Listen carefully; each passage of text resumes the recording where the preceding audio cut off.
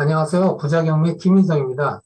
오늘도 돈 되는 경매 물건을 찾아왔습니다. 같이 보시죠. 바로 이 물건입니다.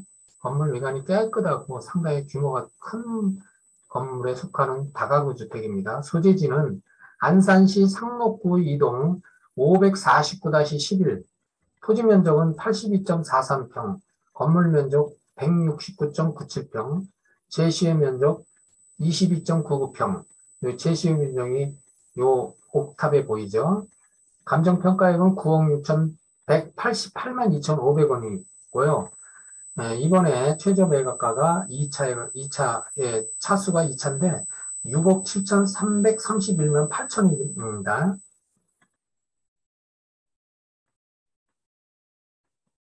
해당 물건지로 한번 가서 보시죠. 이 주거 지역은 전형적인 그 다가구 밀집 지역이네요. 구룡공원이 앞에 있는데 바람이 소나무 숲을 가르는 소리가 상당히 정겹고 참 좋네요. 이 전면에 바라보이는 집이 오늘의 해당 물건지입니다. 옥상에 제시의 건물이 보이네요. 샌드위치 판넬로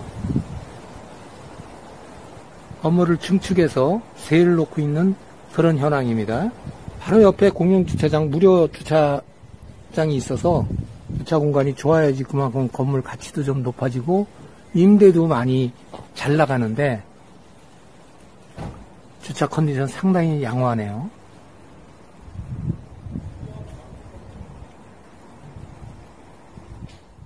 자, 위성 지도를 한번 보겠습니다. 해당 물건지는 바로 이 부분입니다. 이 부분. 그리고 교통 요건을 보니까 부동산 가치에 영향을 미치는 교통 요건을 보니까 이게 서울 지하철 4호선인데 안양, 과천, 서울역, 미아리, 수유류까지 노선이 연장돼 있는 그런 연장선이 상당히 좋은 그런 지하철이 지나가고 있습니다. 그래서 보면 바로 이 해당 물건지 인근에 한대역이 있습니다. 또 상로수역이 있습니다. 한 10여 분 거리에 역세권에 걸쳐 있는 해당 물건지라 교통 여건이 상당히 좋습니다. 버스표는 말할 것도 없고요. 그래서 위치는 상당히 좋고 또 이 엄청난 이 공단이 위치하고 있습니다. 국가산업단지로서 반월공단인데 이 면적을 보면 안산시 시가지보다 더 큰 면적이죠. 그렇다고 보면 여기에 임대 수요가 엄청나다는 것을 알 수가 있죠. 또 매매 수요도 많을 것으로 판단이 되고 그래서 수익성 건물로서 또는 향후의 기대 수익으로서 가치가 충분한 그런 물건지가 되겠습니다.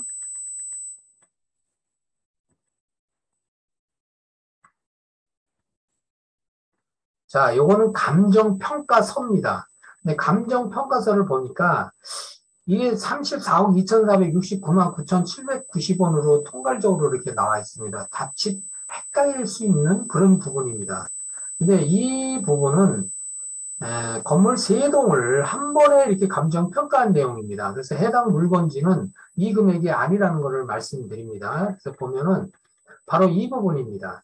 그래서 기호 1, 2번, 또 기호 3, 4번, 기호 5-15, 5-15는 구분 분양 건물입니다. 구분적으로 분양을 해서 예를 들면 빌라라든지 오피스텔이라든지 이렇게 구분 분양된 건물로 이렇게 물건이 상당히 많습니다. 근데 이런 물건이 아니라 요 기호 1번, 2번에 해당하는 물건이 2번 물건이 되겠습니다. 2번 매각 물건이 되겠습니다. 물건의 기본 정보를 보면 이 내용은 법원 정보지입니다. 법원에서 나온 정보지를 한번 훑어보면 사건 번호는 2021 달경 1271호, 물건 번호는 1호고 다가구 주택입니다. 다가구 주택. 물건의 비고란을 보니까 일괄 매각입니다. 토지하고 건물이 일괄 매각입니다. 또 제시의 건물이 있습니다. 제시의 건물 아까 그 건물의 옥상 부분에 건물을 중축한 부분이 보이죠. 그것이 제시의 건물이고 그 외에 베란다 쪽에 각 층의 베란다에 샤시가 설치되어 있는 부분이 있습니다. 그 부분이 제시의 건물입니다. 담당은 수원지방법원 안산지원 경매 1개입니다. 매각기일은 2022년 2월 24일로 매각기일이 잡혀 있습니다. 또 여기서 청구금액이 있는데 이 청구금액은 대의변제가 가능성이 있는지 없는지를 참고할 수 있는 권리 분석을 할 수 있는 그런 금액입니다. 그런데 이 물건은 대의변제 가능성은 없다고 봅니다. 뒤에서 설명을 하겠지만 13가구 전부가 선순위, 대항력 있는 선순위 세입자고 확정일자까지 갖춘 그런 세입자들입니다. 그래서 임차 보증금을 전액 다 받는 그런 세입자이기 때문에 굳이 대의변제 할 일이 없습니다. 그렇게 판단이 됩니다. 일반 건축물 관리대장을 보니 이 제시의 건물이 있는데 제시의 건물이 있으면 통상 이 부분에 위반 건축물로 노란 딱지가 이렇게 글씨가 등재가 되죠. 그런데 이 건물은 제시의 건물이 있는데도 불구하고 이런 위반 건축물로 지정이 등재가 안 됐습니다. 제시의 건물이 안 됐다는 얘기죠. 뭐 양상화가 됐다든지 아니면 베란다의 사시 부분 정도는 위반 건축물로 보지 않기 때문에 그런 건지 사용승님이 이 건물이 된 지 한 24, 5년 된 건물입니다. 그런데 위반 건축물이 등재가 안 돼 있는 그런 건물입니다. 또 건축 허가서의 내용을 보니까 여기 가구수가 나오는데 세 가구 근데 3층 부분에 한 가구로 나왔는데 이것도 세 가구입니다. 현장을 가서 보면 세 가구가 이렇게 지금 구조가 그게 현관문이 세 가구로 되어 있습니다. 각각 요거 또 호수는 지하가 1층으로 표기가 되어 있습니다. 그래서 101호, 102호, 뭐 2호, 3호 이렇게 되어 있습니다. 그래서 허가상의 그 표시하고는 조금 다른 표시로 이렇게 되어 있는 것을 알 수가 있습니다.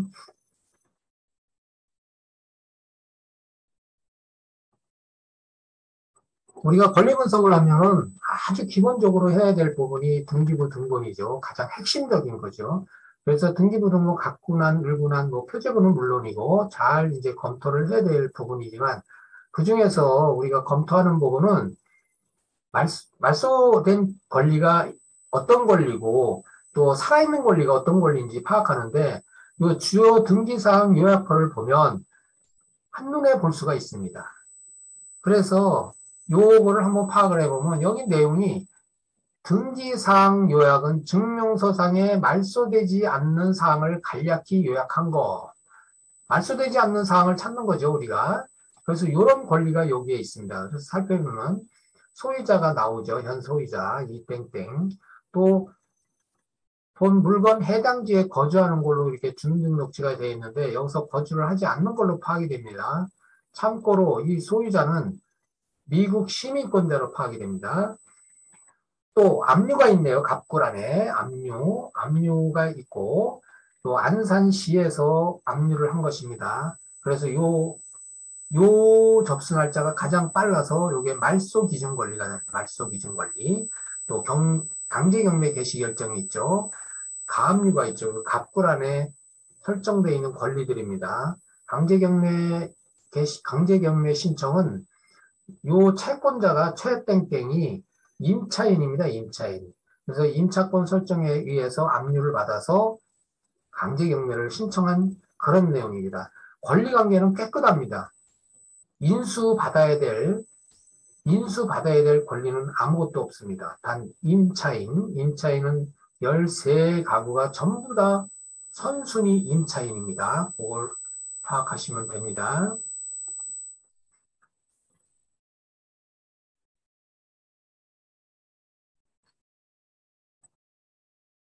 도시계획 확인원입니다. 도시계획 확인원 내용을 보니 개별 공시지가가 약 한 평당 한 470여만 원 되고요. 2종 주거지역입니다.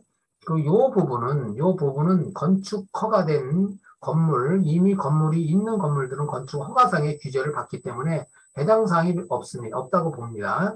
또 토지거래 허가 구역입니다. 여기는. 근데 경매가 유리한 점이 토지거래 허가를 받지 않고도 취득을 합니다. 그래서 여러 가지로 토지거래 허가를 받은 뭐 자금 추적이나 이런 게 있지 않습니까? 근데 경매는 요 허가 대상에서 제외입니다. 상당히 경매가 그래서 좋습니다. 이런 내용이고요. 자, 이 부동산 표시는 매각물건 명세서에 나와 있는 부동산 표시입니다. 매각물건 명세서에 특별한 내용을 없습니다. 그냥 선순위 임차인이라는 기재만 다 있고, 요 매각물건 명세서를 요 발주를 해서 보이는 이유는 물건이 아까 감정평가서에서도 금액이 상당히 많았지 않습니까? 물건이 상당히 많습니다. 목록이 한 15개 정도 됩니다. 그 중에서 이 해당 물건이 바로 요 부분, 바로 요 물건 1번하고 아까도 얘기를 했지만 2번하고 물건이 해당 물건이 됩니다. 그래서 요 면적은 건축물 관리대장상의 면적이 나온 거고 요 부분은 제시의 건물입니다. 제시의 건물. 샤시, 베란다에 샤시 설치한 부분이 상당히 많아서 위반 건축물로 등재가 안 된 부분인 걸로 판단이 됩니다. 그래서 이 제시의 건물을 상당히 면적을 증가시키면서 높은 수익률을 창출하는 내용이죠. 또 감정가액이 여기 나와 있죠. 또 최저 입찰 가격이 여기 나와 있죠. 자, 그런데 여기서 참고 삼아 할 때는 2회, 3회, 4회가 이제 한 번 떨어질 때마다 30%씩 하락이 하는데 더 떨어지면 선순위 임차인들이 있기 때문에 더 떨어지는 것을 기대할 수가 있습니다. 그러나 더 떨어져 봐야 의미가 없습니다. 그래서 이번에 2회 2차수가 입찰할 수 있는 적정 기회라고 봅니다. 수익성 분석을 잘해서 매각 감액을 정해서 이번 차수가 적정 기회라고 봅니다. 그래서 이 의미가 없다는 내용은 다음 장에서 설명을 드리겠습니다.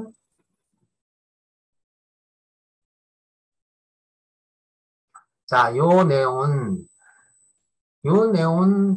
배당표입니다. 요 배당표는 법원에서 나온 배당표가 아니라 민간 경매물건 정보 제공하는 회사에서 배당표를 작성해서 정보를 제공한 내용인데 이 금액은, 이 배당표 금액은 최저 입찰가를 기준으로 배당표를 작성한 내용입니다. 그래서 금액이 높아지면 또 하단에 보면 인수액, 또 인수액 이것이 없거나 적어지겠죠. 이제 그런 내용입니다. 다 선순위 대항력이 있는 걸로 다 확인이 됐습니다. 또 여기 임차인은 13명입니다. 13명이 지금 파악이 됩니다. 전입일자가 다 이렇게 각자 말소 기준 권리보다 앞서 있는 권리로 파악이 됩니다. 그리고 13명 중에 11명은 지금 다 권리신고와 배당신고를 한 세입자고, 요 이땡기와 김땡수는 배당신고와 권리신고를 안 한 그런 임차인이고, 여기에 참고상으로 이땡기와 백땡은 전입신고상에 동거인으로 표시되어 있습니다. 그런데 전입일자가 빠르다는 이유로 임차인으로 법원은 인식을 합니다. 그래서 이렇게 기재가 된 겁니다. 또 배당을 잠깐 보면 일단 배당은 주택인 경우에는 최우선 변제금부터 우선 배당이 들어갑니다. 이 부분이죠. 이 부분이 들어가고 남는 돈이 있으면 이제 확정일자에 의한 우선순위에 의해서 배당이 들어갑니다. 배당이 들어가고 부족액이 있으면은 매수인한테 부담을 시키는 부분입니다. 이걸 참고하시면 됩니다. 그래서 여기에 인수액, 빨간 글씨 인수액들은 전부 입찰 금액 외에 추가로 부담을 할 금액입니다. 추가액. 그렇게 파악을 하시면 됩니다.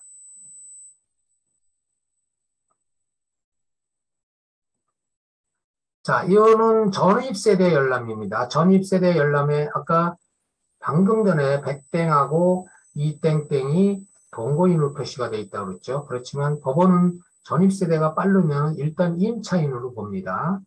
그런 내용을 파악하시고. 자, 이제 중요한 거는 이 낙찰자 나나 여러분들이나 낙찰자가 됐을 때 과연 취득 예상 금액은 얼마가 될 것인가가 이게 상당히 중요합니다. 이게 핵심이죠. 지금 11세대의 현행 임차보증금 권리 신고, 배당 신고를 한 전입 임차인들의 임차보증금을 보니 7억 5,400만 원입니다. 11세대에서. 미신고 세입자 2인의 보증금은 모릅니다. 물음표입니다. 그렇다고 보면 낙찰자가 결국엔 다 부담을 해야 되는 금액입니다. 선순위이기 때문에. 이게 낙찰자 총 부담액은 또 이것도 물음표입니다. 그러나 요 금액은 파악이 됩니다. 요 금액은. 그렇다고 하면 낙찰 금액은 얼마일까요? 추가 금액은 얼마일까요? 이거 어떻게 될까요, 이게? 아까 방금 전에 내가 얘기를 했죠. 의미가 없다. 지금 현재 입찰가 이하로 떨어지는 거는 의미가 없다고 말씀을 드렸습니다. 설명을 해드리겠습니다. 자, 낙찰 금액이 여기는 13가구가 전부 다 선순위라고 했어요. 선순위. 선순위는 강력한 임차인입니다. 양날의 칼을 가졌다고 그럽니다. 배당을 받을 수도 있고 확정일자가 전부 다 있으니 배당을 받을 수 있고 배당을 안 받으면 낙찰자가 전액 다 부담합니다. 양날의 칼이 가졌습니다. 그래서 그렇다고 보면 결론은 이 낙찰자가 여기에 13가구에 걸려있는 모든 임차 보증금을 다 주고 산다는 얘기죠. 그러니까 낙찰 금액이 떨어져 봐야 의미가 없다는 얘기죠. 그래서 낙찰 금액이 예를 들어서 방금 전에도 얘기했지만 낙찰 금액이 오른다. 그러면 이 추가 부담액은 떨어지죠. 그만큼 오른 만큼 낙찰 금액이 떨어진다. 다음 차수를 돌린다. 그러면 그만큼 부담액은 오르니까 결국엔 차익이 없다는 얘기예요. 차별이 없어요. 우리 흔히 조삼모사라고 그러죠. 순서를 바꿔놔봐야 같아요. 그래서 의미가 없다는 말을 합니다. 시소게임이죠. 이쪽이 올라가면 이쪽이 떨어지고 이쪽이 내려가면 이쪽이 떨어지고 이런 물건입니다.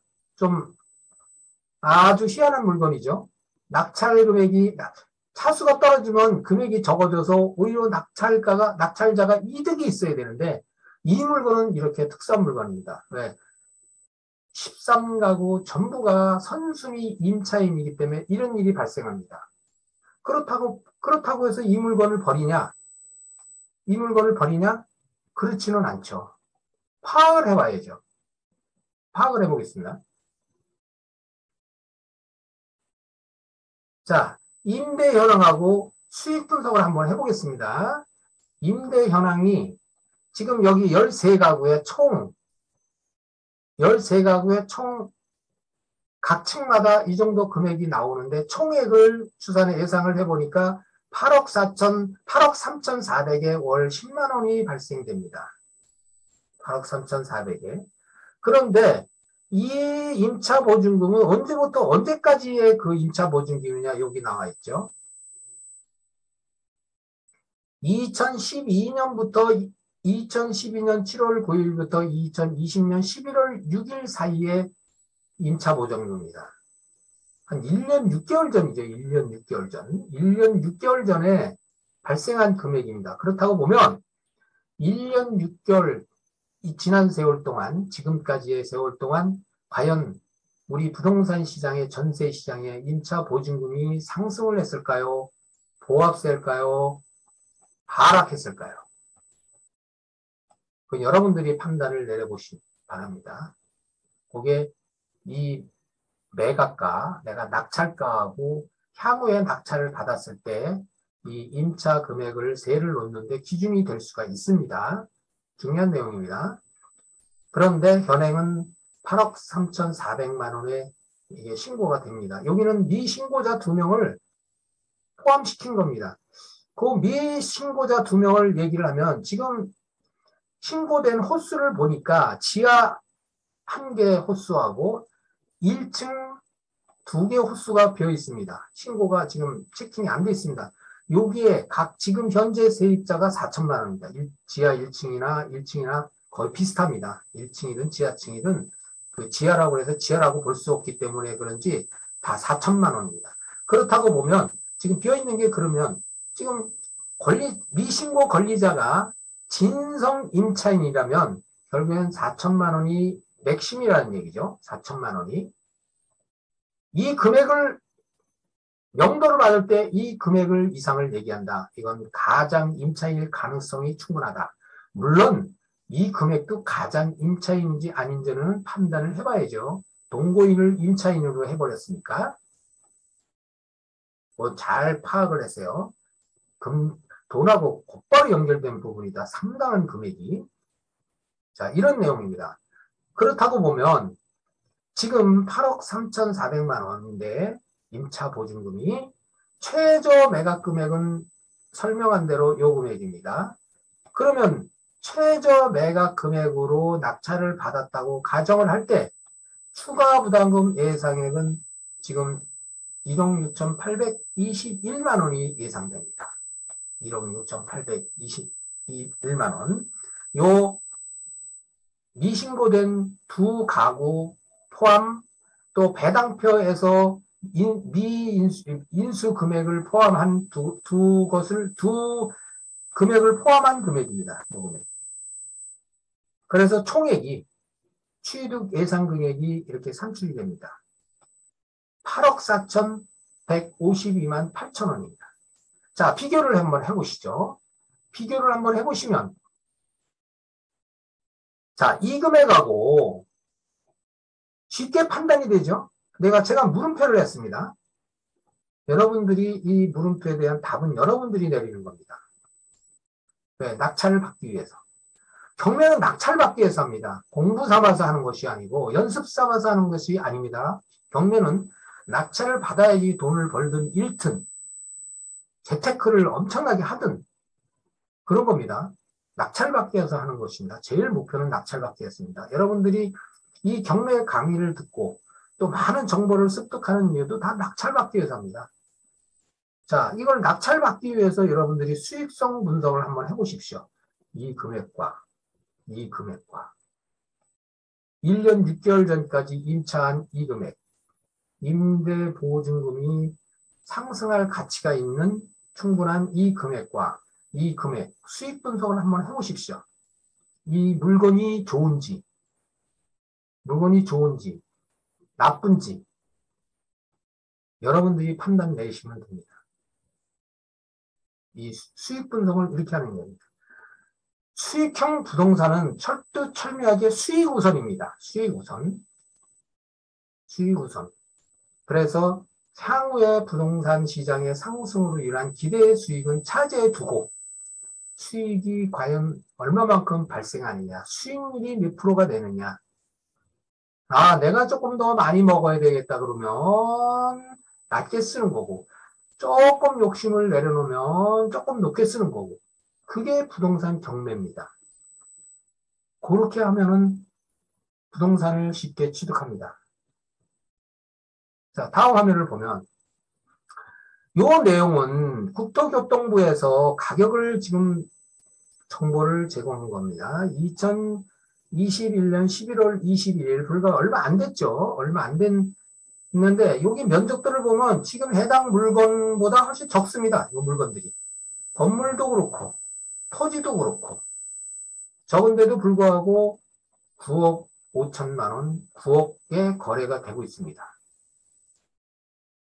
임대 현황도 이렇게 나왔고, 다 참고사항입니다. 낙찰 받으면 세를 놓을 수 있고, 또 향후에 최소한도 매가를 형성해 볼 수 있는 그런 기준이 되는 겁니다. 최근 1년간을 이 지역의 매매 계약 현황을 보니까 무려 31건, 그 전에는 20건입니다.